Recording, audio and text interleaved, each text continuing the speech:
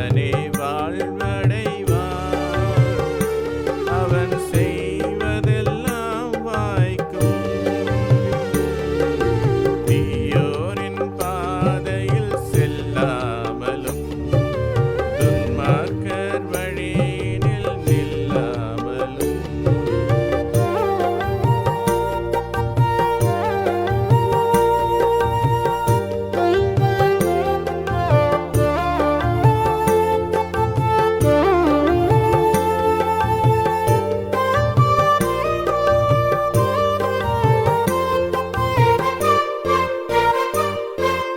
கர்த்தரின் வேதத்தை நினைத்திருப்பான், அதைப் பின்பற்றி எந்நாளும் நடந்திடுவான்.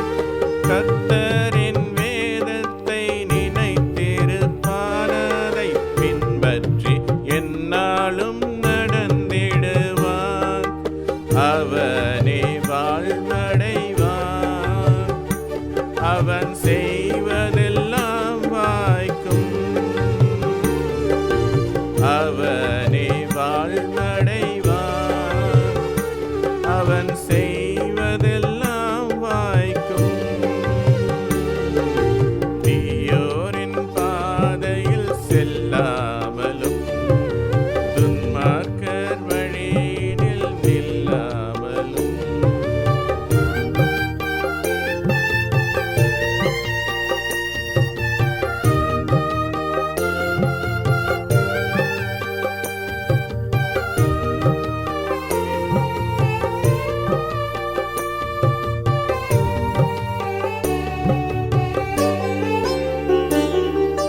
நிந்தனை செய்வோர்க்காய் வேண்டிடுவான், சபிப்போர்க்கு வாழ்த்து சொல்லிடுவான். நிந்தனை செய்வோர்க்காய் வேண்டிடுவான், சபிப்போர்க்கு வாழ்த்து சொல்லிடுவான்.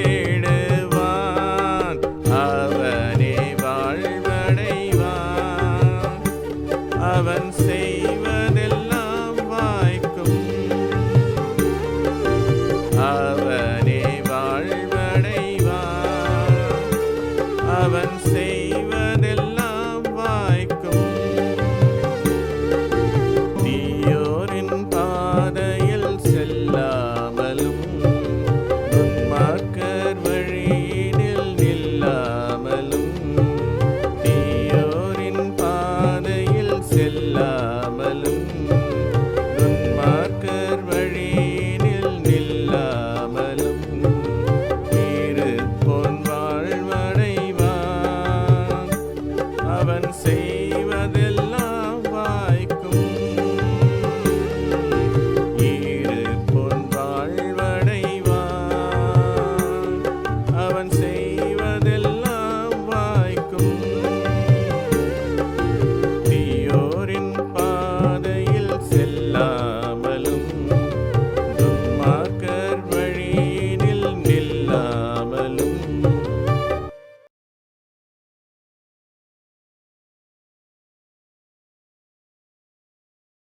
ஆண்டவரும் இரட்சகருமாகிய இயேசு கிறிஸ்துவின் நாமத்தினாலே இந்த அதிகாலை வேளையில கூடி வந்திருக்கிற அன்பு சகோதர சகோதரிகளை நான் மனதார வாழ்த்துகிறேன். கர்த்தர் உங்கள் ஒவ்வொருவரையும் ஆசீர்வதிப்பாராக. இந்த நாளிலும் தியானத்திற்கென்று எடுத்துக்கொண்ட தலைப்பு சாபத்தை ஆசீர்வாதமாக மாற்றும் கிறிஸ்து. மனிதனுடைய வாழ்விலே அநேக சாபங்கள், மூதாதையர் செய்த பாவங்கள் என்று பல கோணங்களிலே நாம் நினைக்கக்கூடும். அப்படிப்பட்ட நிலையை தேவனிடத்தில் வந்து நம்ம கருத்தாய் ஜெபித்து தேவனை பற்றி கொள்ளுகிறதான வேளையில எப்பேற்பட்ட சாபமா இருந்தாலும் அதை நிவர்த்தி செய்து நம்மை ஆசீர்வதிக்கிற கடவுளாயிருக்கிறார். இதுக்கு ஆதாரமான சில வசனங்களை நான் சொல்லி கடந்து போகிறேன். வசனங்கள்லாம் நிறைய வாசிக்க முடியாது. நீங்க ஒரு பென்சில் பேனா வச்சுட்டு இருந்தீங்கன்னா அதுல குறிச்சுக்கிட்டீங்கன்னா நான் சொன்ன வசனங்களை பிறகு நீங்க வாசித்து தெரிந்து கொள்ளலாம். நியாயாதிபதிகளின் புஸ்தகம் 14வது அதிகாரம் 14வது வசனம். பழைய ஏற்பாட்டின் புஸ்தகத்துல 322வது பக்கம், நியாயாதிபதிகள் 14:14. சிம்சோன் என்கிறதான ஒரு மனுஷன், அவர் திம்னாத் என்கிறதான பெலிஸ்தியா ஊருக்கு கடந்து போய் ஒரு சம்பவம் செய்கிற ஒரு பெண்ணை அவர் கொள்கிறார். அந்த பெண் இவங்க சேரக்கூடாத அந்நிய ஸ்திரீ, அதாவது இஸ்ரவேல் மக்கள் சேரக்கூடாத அந்நிய ஸ்திரீ. அவளை அவன் விரும்பி திருமணம் செய்ய வேண்டும் என்று தன் பெற்றோரை அழைத்துக் கொண்டு அந்த ஊருக்கு போகிறான். போகிற போது ஒரு சம்பவம், ஒரு சிங்கம் எதிர்படுகிறது. அந்த சிங்கத்தை ஒரு சாதாரண ஒரு ஆட்டுக்குட்டியை கிழித்து போடுவது போல அவன் கிழித்து போட்டு விட்டு கடந்து போகிறான். அந்த சம்பாஷணை நீங்க பாத்தீங்கன்னா தொடர்ந்து வருகிற வசனத்துல பாத்தீங்கன்னா அவர் என்ன அங்க போனாரு, என்ன செஞ்சாருன்ற காரியம்லாம் அங்க தெரியும்.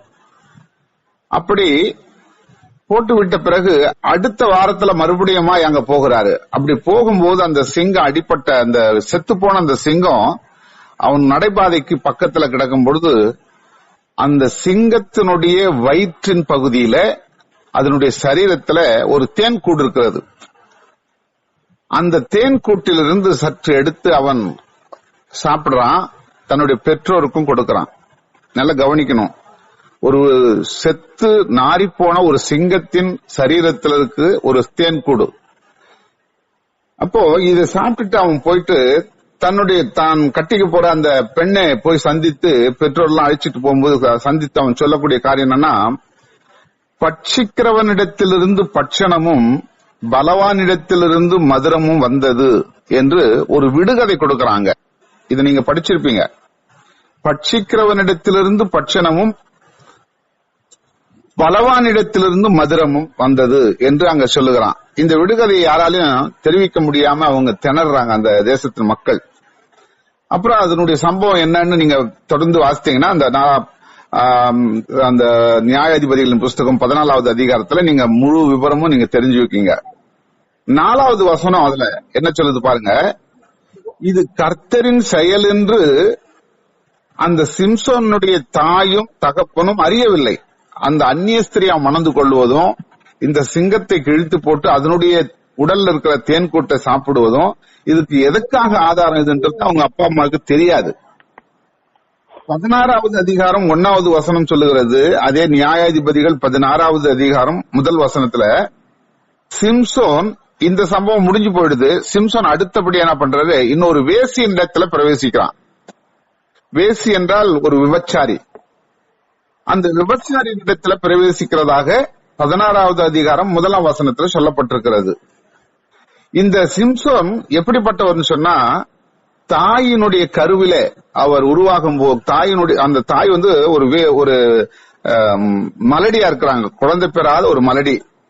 தகப்பனாருடைய பேர் மனோவா என்று சொல்லப்பட்டிருக்கிறது. இந்த மனோவாவும் அவருடைய மனைவியும் குழந்தை இல்லாதபடி இருக்கிறாங்க.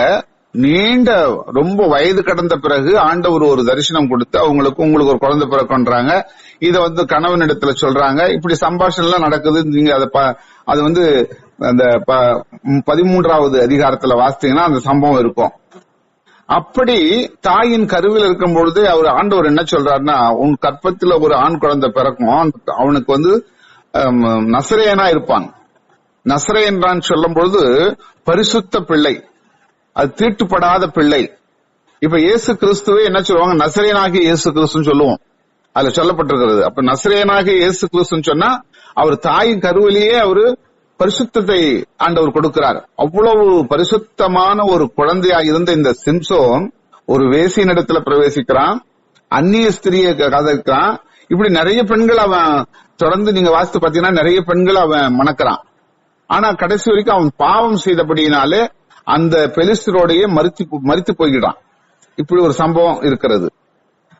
நியாயாதிபதிகள் 15ஆம் அதிகாரம் 20ஆம் வசனம் என்ன சொல்லுதுன்னா, 20 வருஷம் அவன் அந்த இஸ்ரவேல் மக்களை நியாயம் விசாரிக்கிறவனா இருக்கிறான். ஒரு தலைவனா ஏற்படுத்தி கொடுக்கிறார். 20 ஆண்டு காலம் இஸ்ரவேல் தேசம் எங்கும் இருக்கிற பல கோடி மக்களை, பல லட்சம் மக்களை நியாயம் விசாரிக்கிற ஒரு மனிதனாக ஆண்டவர், அவ்வளவு பாவம் செய்தா கூட ஆண்டவர் கொடுத்த அந்த செயல்பாட்டை விட்டுவிடவில்லை, செய்தான். இப்படி அவர்கள் ஒரு வேசியினிடத்துல போனவனாக இந்த மனுஷன் காணப்படுகிறதை நம்ம அறிய முடிகிறது. அடுத்து இன்னொன்னு, ராகாப் என்கிறதான ஒரு வேசி. இது எங்க சொல்லப்பட்டிருக்குன்னா யோசுவாவின் புத்தகம் 2வது அதிகாரம் 1ஆம் வசனத்தில் சொல்லப்பட்டிருக்கிறது. யோசுவா 2வது அதிகாரம் 1ஆம் வசனம். நூனின் குமாரனாகிய யோசுவா சித்தீமிலிருந்து வேவுக்காரராகிய 2 மனுஷரை ரகசியமாய் வேவு பார்க்கும்படி அனுப்பி, நீங்கள் போய் தேசத்தை வேவு பாருங்கள் என்று அங்க சொல்லப்பட்டிருக்கிறது. அப்படி வேவு பார்க்க அங்க 2 மனுஷர்கள் போகும்போது ராகாப் என்னும் பெயர் கொண்ட வேசியின் வீட்டுக்குள் பிரவேசித்து அங்கே தங்கினார்கள் என்று அங்க சொல்லப்படுகிறது. இப்போ இந்த ராகாப் என்கிறதான வேசியின் வீட்டிலே அந்த 2 வேவு பார்க்க போனவர்கள் தங்கி அந்த எரிகோ பட்டணத்தை வேவு பார்த்து, அந்த எரிகோ பட்டணத்தை நம்ம வீழ்த்தி விடலாம், நம்ம சுலபமா நம்ம பெற்றுக்கொள்ளலாம் என்று சொல்லி அவர்கள் யோசுவாவுக்கு செய்தி சொல்றாங்க. இது ஒரு சம்பவம் இருக்கிறது. மூன்றாவதாக இன்னொன்று பாத்தீங்கன்னா, ரூத்தின் புஸ்தகத்துல 1 அதிகாரத்துல 4வது வசனத்தை பார்க்கிற பொழுது அங்க என்ன சொல்லப்படுங்க, ரூத்தின் புஸ்தகம் 1 அதிகாரம் 4வது வசனத்துல, இவர்கள் மோவாபியரில் பெண் கொண்டார்கள், இவர்களில் ஒருத்தி பேர் ஒர்பாள், மற்றவள் பேர் ரூத்து. அங்க ஏறக்குறைய 10 வருஷம் வாசம் பண்ணினார்கள். இந்த சம்பவம் நமக்கு தெரியும், நீங்க நோட் பண்ணி வச்சுக்கோங்க. ரூத்தின் புஸ்தகம் 1ஆம் அதிகாரத்தை 4வது வசனத்திலிருந்து. இந்த மோவாப் ஸ்திரீயாகிய ரூத்து, மோவாப் தேசம் என்பது, மோவாப்னு சொன்னாலே தேவனுடைய ஆலயத்துக்குள்ளே நுழையக்கூடாதபடி சபிக்கப்பட்டவர்கள் அவர்கள். காரணம் என்னன்னு சொன்னா, ஆதியாகம புஸ்தகம் 19வது அதிகாரம் 36 இருந்து 38ஆம் வசனம் வரைக்கும் அந்த 3 வசனத்தை வாசித்து பாத்தீங்கன்னா, மோவாப் தேசம் என்று எதற்காக அதுக்கு சொல்லப்படுகிறதுனா, அந்த ஆபிரகாமோடு கூட இருந்த லோத்து என்கிறதான மனுஷன் இருந்தாரு. அந்த லோத்துக்கு மனைவி உப்பு தூணாக மாறி போன ஒரு நிலைப்பாடு. அப்பொழுது அந்த தகப்பன் மூலமாகவே இந்த 2 பெண் பிள்ளைகளும், அதாவது அப்பா மூலமாகவே பிள்ளைகளை பெற்றுக்கொண்டாங்க. இது உங்களுக்கு தெரியும், படிச்சிருப்பீங்க. அந்த 2 பிள்ளைகள் பேர், ஒன்று பேர் மோவாப், இன்னொரு பேர் அம்மோன். இது அந்த 19வது அதிகாரத்துல, ஆதியாகமம் 19வது அதிகாரத்துல 36, 38 வசனங்களை பாத்தீங்கன்னா அதுல நீங்க தெரிந்து கொள்ளலாம். இப்படி ஸ்தபிக்கப்பட்டதான அந்த மோவாப் தேசத்தினுடைய ஸ்திரீ தான் ரூத் என்று சொல்லப்படுகிறது. இந்த ரூத்து தன்னுடைய மாமியாரை பற்றி கொண்டு அந்த தேசத்தை விட்டு, சொந்த பந்தங்களை விட்டு, அவங்களோட உறவுகளை விட்டு இங்க இஸ்ரவேல் தேசத்துக்கு வந்துடுறாங்க. பெத்லகேம் என்ற ஊருக்கு வந்துடுறாங்க. அது வருவது நிமித்தமாய் நடக்கிற சம்பவம் என்னன்னு சொன்னா, ஒரு ஆசீர்வதிக்கப்பட்டவளாய் மாறுகிறாள். 2 சாமுவேலின் புஸ்தகம் 11வது அதிகாரம் 2வது வசனம் 5வது வசனம், இந்த 3 வசனத்தையும் வாசித்து பாத்தீங்கன்னா, தாவீது என்கிறதான ஒரு ராஜா இருக்கிறார். நீங்க இந்த சம்பவங்கள்லாம் நான் கோடிட்டு காமிக்கிறேன், விவரமா சொல்ல நேரம் இல்ல. இத நீங்க அந்த வசனங்களை நோட் பண்ணிக்கிட்டீங்கன்னா கடைசியில இது எதுக்காக சொல்லப்படுகிறது என்பதை நீங்க புரிந்து கொள்ள முடியும். தாவீது என்கிறதான ஒரு அரசன் இருக்கிறார். அந்த மனுஷன் பத்சேபாள் என்கிறதான இன்னொருவனுடைய மனைவியை அவன் அடைய பாவம் செய்கிறான். இந்த பத்சேபாள் என்கிறவள் உரியா என்கிறதான மனுஷனுடைய மனைவி. அது நீங்க 2 சாமுவேல் 11வது அதிகாரம் 2 இருந்து 5 வசனங்கள் வரைக்கும் வாசித்தீங்கன்னா இந்த சம்பவம் உங்களுக்கு புரிஞ்சிடும். அப்போ அந்த உரியா என்கிறத போர்ல அவன் சண்டை செய்கிறதான ஒரு மனுஷன், போர் வீரன். அவனுடைய மனைவியை இவன் அபகரித்து இந்த ராஜா அவளோடு இணைந்து ஒரு பிள்ளையை பெறுகிறான். அந்த பிள்ளை சபிக்கப்பட்டதாய் மரித்து போகிறது. 2வதாக பெறுகிற பிள்ளை தான் இந்த சாலமோன் ராஜா என்கிறதான ஒரு ராஜா பிறகுறார். யார் இடத்துல பிறகுறாருன்னா, அந்நிய இன்னொருத்தனுடைய மனைவி. இப்படிப்பட்ட சம்பவங்கள் எல்லாம் பாத்தீங்கன்னா பாவம் பாவம் பாவம். அங்க சிம்சோன் ஒரு வேசிக்கிட்ட போறாரு. அதுக்கப்புறம் பாத்தீங்கன்னா மனோவா என்கிறதான அந்த தாய் தகப்பனுக்கு பிறக்கிற அந்த சிம்சோன் ஒரு நசரேயன் என்கிறதான ஒரு பரிசுத்தமான பிள்ளையா பிறந்து ஒரு பாவம் செய்கிறான். அதே சமயத்துல அந்த ராகாப் என்கிறதான வேசியா இருந்தாங்க. யாரும் அவங்க பார்த்தா எரிகோ பட்டணத்துல. 3வது பாத்தீங்கன்னா ரூத், மோவாப் தேசத்தினுடைய மகாவா. மோவாப் என்கிற ஒரு சபிக்கப்பட்ட தேசத்துல பிறந்து வளர்ந்த ஒரு பெண்ணு. இப்படி இவர்கள் மூலமாக வந்தவர்கள் தான் அந்த சந்ததியாய் வருகிற பொழுதுதான் நீங்க பாத்தீங்கன்னா நல்லா மத்தேயு சுவிசேஷ புத்தகம் அதுல நல்லா தெளிவா சொல்லப்பட்டிருக்கிறோம். மத்தேயு சுவிசேஷம் 1வது அதிகாரத்துல நீங்க பாத்தீங்கன்னா அங்க தெளிவா சொல்லப்பட்டிருக்கும். 3, 4, 5, 6 இந்த 4 வசனங்களையும் வாசித்து பாத்தீங்கன்னா அங்க தெளிவா சொல்லப்பட்டிருப்பாரு. யூதா பாரேசையும் சாராவையும் தாமாரிடத்தில் பெற்றான். பாரேசை எரோமை பெற்றான். எஸ்ரோம் ஆராமை பெற்றான். இது அந்த சந்ததி சொல்லப்பட்டிருந்தது. இந்த யூதா யாருன்னு பாத்தீங்கன்னா தன்னுடைய மருமகளிடத்திலேயே பிரவேசித்தவர். இது தெளிவா சொல்லப்பட்டது. ஆதியாகமம் 38வது அதிகாரம் 12, 18 வசனங்கள்ல படிச்சு பாத்தீங்கன்னா தன்னுடைய சொந்த மகனுடைய மனைவி, மகன் இறந்து போயிடுறாரு. மருமகள் தாமார் என்கிறதான மருமகள் இருக்கிறாங்க. மருமகள் என்று தெரியாமலே அவளோடு பிரவேசித்து அதன் மூலமாக குழந்தை பிறகுதான் பாரேஸ். இந்த பாரேஸ் என்ன பண்றது? வம்ச வரலாறுல கொடுக்கப்படுகிறது. 4வது வசனம் சொல்லுது. மத்தேயு 1:4 5வது வசனம் வாசிக்கலாம். 4 கூட விடுறான். சல்மோன் போவாசை ராகாபின் இடத்தில் பெற்றான். சல்மோன் யாரு? சந்ததியில வர்றவன், அந்த யூதா சந்ததியில வர்றவன். போவாசை அவன் பெறுகிறான். போவாசு யாருன்னு சொன்னா ரூத்தினுடைய கணவர்.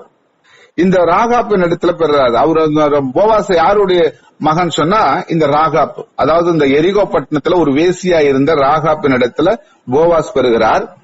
போவாஸ் ஓபேத்தை ரூத்தின் இடத்துல பெறுகிறார். நல்லா கவனிக்கணும். இந்த போவாசனுடைய மனைவியா தான் ரூத் அமைக்கப்படுகிறாள். அவள் மூலமா ஓபேத்தை பெறுறாங்க. ஓபேத் என்கிறவர் ஈசாயை பெறுகிறார். ஈசாய் யாருன்னா தாவீதனுடைய அப்பா. ஈசாய் தாவீது ராஜாவை பெறுகிறார். தாவீது உரியாவின் மனைவியா இந்த இடத்துல சாலமோனை பெற்றான். இதுதான் இந்த வம்ச வரலாறு. இதை தொடர்ந்து நீங்க வாசிக்கிட்டே வந்தீங்கன்னா இந்த சந்ததியில தான் இயேசு கிறிஸ்து பிறக்கிறார். இத சொல்றதுதான் இவ்வளவு விவரங்களை சொன்னேன். அப்போ மேற்குறிப்பிட்ட இயேசு கிறிஸ்து வந்த வழியை பாத்தீங்கன்னா பின்னோக்கி பார்த்தோம் சொன்னா யூதா தன்னுடைய மருமகள் இடத்துல பிரவேசிக்கிறார். அவருடைய வழியில வருகிற அந்த ராகாப் என்கிற ஒரு வேசியா இருக்கிறார் எரிகோ பட்டணத்துல. அதனுடைய வழியில வருகிற ரூத் பாத்தீங்கன்னா அவங்க சபிக்கப்பட்ட தேசத்துல பிறக்கிறாங்க. அவங்களுடைய வம்சத்துல வருகிற போது அந்த ஓபேத் என்கிறவர். இப்படி வம்சமா தாவீது வருகிறார். தாவீது யாருன்னு பாத்தீங்கன்னா அவரு இன்னொருத்தனுடைய மனைவியை தனக்கு வசப்படுத்தி கொண்டு அவர் மூலமா சாலமோன் ராஜா பிறக்கிறார். இப்படி எல்லாரையும் பாத்தீங்கன்னா பாவம் பாவம் பாவம் அருவருப்பான காரியங்களை செய்தவர்கள் தான் அந்த வம்சத்திலிருந்து ஆண்டவராகி இயேசு கிறிஸ்து பிறக்கிறார் என்று சொல்லி வேதம் நமக்கு திட்டமா சொல்லுகிறது. ஏன் இந்த காரியத்தை இப்ப சொல்றேன்னு சொன்னா, நான் முதல்ல சொன்ன சாபத்தை ஆசீர்வாதமாக மாற்றுகிற கடவுள் இயேசு என்று சொன்ன பாத்தீங்களா, இதுதான் நம்முடைய வாழ்க்கையில கூட எவ்வளவு காலமா சில சம்பவங்களுக்காக நம்ம ஜெபிக்கிறோம். உங்கள எத்தனை பேர் இருக்கிறீங்க? நான் கூட அதுல சம்பந்தப்பட்டவன். எத்தனையோ வருஷங்களா ஜெபிக்கிறோம் சில காரியம், நம்முடைய காரியங்களுக்காக. அந்த காரியம் நடைபெறவே இல்லை. ஆண்டவர் அனுமதிக்கல, தாமதிக்கிறார். நமக்கு எத்தனையோ நாட்களா எத்தனையோ வருஷங்களா ஜெபித்தும் கூட சில காரியங்கள் நமக்கு கொடுக்கப்படவில்லை. ஆண்டவர் தாமதிக்கிறார். அதனால நம்ம என்ன பண்றோம்? இது எங்களுடைய மூதாதையர் செய்த பாவமா இருக்குமா, அல்லது இந்த கர்ம வினைன்னு சொல்லுவாங்க. இந்த இந்துக்கள் மக்கள்லாம் கர்ம வினை, அதனாலதான் அது விருத்தி அடையல அப்படின்னு சொல்லுவாங்க. அந்த மாதிரி ஒரு கர்ம வினையா இருக்குமா அப்படின்னு யோசிப்போம். அல்லது நான் செய்த பாவமா இருக்குமா அப்படின்னு சொல்லலாம். இல்லது என்னுடைய பெற்றோர்கள், என்னுடைய மூதாதையர்கள் ஒருவேளை பாவம் செய்திருப்பாங்களா, அது பாவம் மன்னிக்கப்படாதபடி இருக்குமா அப்படின்னு சொல்லலாம். இல்லைன்னா என்னுடைய பிள்ளைகள் பாவம் செய்திருப்பார்களா அப்படின்னு நினைக்க கூடும். இப்படி பல கோணங்களில நம்ம யோசிக்க தோணும். காரணம் என்னன்னா, இந்த காரியம் எனக்கு நடைபெறவில்லையே, இது எனக்கு மூதாதையர்கள் ஏதாவது செய்த பாவம் கர்ம வினை என்னுடைய குடும்பத்தோடு ஒட்டிக்கிட்டே ஒரு சாபமா வந்துகிட்டே இருக்குமா, ஆகினால என்னுடைய காரியம் இது நடைபெறவில்லையா அப்படின்னு நம்ம யோசிக்கலாம். வேதம் நமக்கு திட்டமா நான் சொன்ன வசனங்கள் எல்லாம் நீங்க கோடிட்டு வீட்டுல நீங்க இருக்கும்போது வாசித்து பாருங்க. இப்படிப்பட்ட பாவத்தில் இருந்தவர்கள் எல்லாம் பாவத்தை மன்னித்து அவர்களை பரிசுத்தமாக்கி அவருடைய சொந்த ராஜ்யத்துல அவர்களை சேர்த்துக் கொண்டிருக்கிறார்.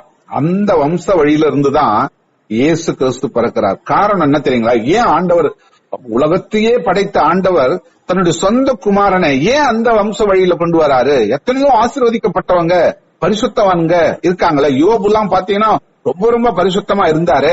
ஏன் அவங்க வம்சத்துல கொண்டு வரல? ஏன் இப்படிப்பட்ட சாபத்தீடான உள்ள மக்கள் வழியா இயேசு கிறிஸ்து பிறந்தார் அப்படின்னு சொன்னா, இந்த உலக மக்களாகி நீங்களும் நானும் இந்த உலகமும் அறிந்து கொள்வதற்கு, சுலபமாய் தெரிந்து கொள்வதற்காக.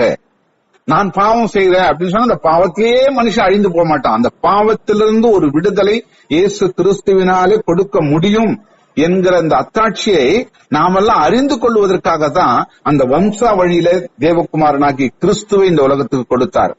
ஆகவே ஒருவேளை நம்ம அப்படி தவறான ஒரு எண்ணத்தோடு இருப்போமானால் நிச்சயமாக அதை தவிர்த்து போடுங்க. அப்படிப்பட்ட ஒரு பாவம் நம்முடைய வாழ்க்கையில இருக்காது. இந்த கர்ம வினை என்கிறதான ஒரு சொல்லுக்கு இடமில்ல. நாம யார் செய்த பாவமா இருந்தாலும், அது எப்பேற்பட்ட பாவமா இருந்தாலும் மனிதனால மன்னிக்க முடியாது. ஆனா ஆண்டவராக இயேசு கிறிஸ்துவினுடைய ரத்தத்தினாலே, அவர் நமக்கு கொடுத்த அந்த ஜீவனாலே மன்னிக்க முடியும் என்று இந்த வசனங்கள் எல்லாம் நமக்கு எச்சரிப்பு கொடுக்கிறது. தயவு செய்து ஒருவேளை நம்மள யாராவது அப்படி இருப்போம்னா அதை இன்றோடு விட்டுடுங்க. என் பாவம் இல்ல, என் மற்றொரு செய்த பாவம் இல்ல, எல்லாம் எனக்கு மன்னிச்சுட்டாரு. நான் எப்போ ஆண்டவரை கிறிஸ்துவை ஏற்றுக்கொண்டு பிதா குமாரன் பரிசுத்தாவின் நாமத்தினாலே ஞானஸ்தானம் பெற்று அவருடைய மகளாக, அவருடைய மகனாக நான் மாறினோனோ அன்று முதல் என் பாவங்கள் முழுமையாய் மன்னிக்கப்பட்டு விட்டது என்று சொல்லி நீங்க தீர்மானமா உங்களுடைய சிந்தையில ஏற்றுக்கொள்ளுங்க. அப்ப இனி ஒரு நாட்களில அந்த விசுவாசத்தோடு, ஒருவேளை வேறு காரணங்கள் இருக்கலாம், என் மகளுக்கு என் மகனுக்கு இப்ப இந்த ஆசீர்வாதத்தை கொடுத்தால் அதை சரியா அவ பயன்படுத்த மாட்டா, சரியா அது நடந்து கொள்ள மாட்டா.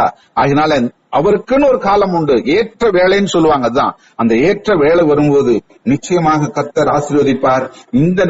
இந்த சிந்தனையோடு கூட இந்த கால வேளையை நாம கடந்து இந்த உலகத்துக்குள்ள கடந்து போவோம். கர்த்தர் நம்மை ஆசீர்வதிப்பாராக. ஆமென்.